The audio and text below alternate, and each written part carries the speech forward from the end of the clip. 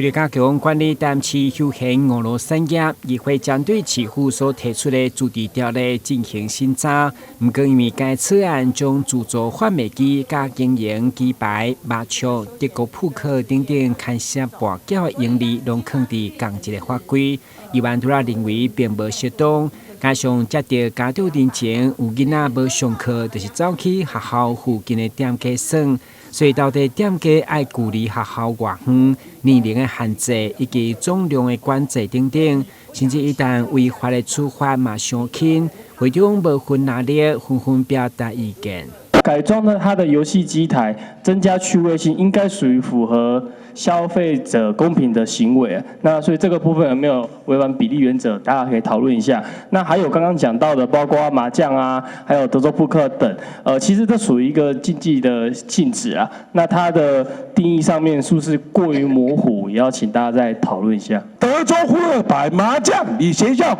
200公尺，我感觉无理啦。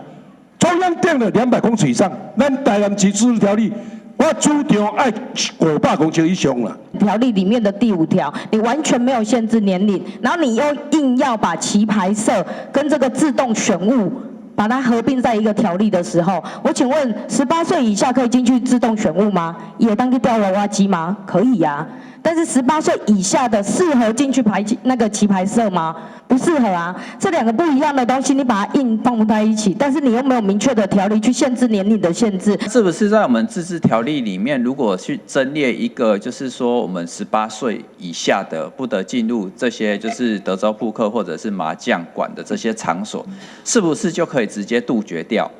我们就是说，我们这些高中以下的学生跑去这些地方赌博，基本上它那个部分是根据中央的，因为议会希望说定更严，距离更远，我们也会考量议会尊重议会的意见。所以这个部分，我希望你跟包括50可能会再拉长，200可能会拉到500。设置的会长毛议员反映，虽然该草案已经开过2摆公听会，不过会中出席的成员代表性不足，无够多元，加上真济规范拢也未厘清，所以最后议长嘛采示该草案先撤销，等待完整收集各界意见以后，再再送议会讨论。台南新闻军职林英庚采访报道。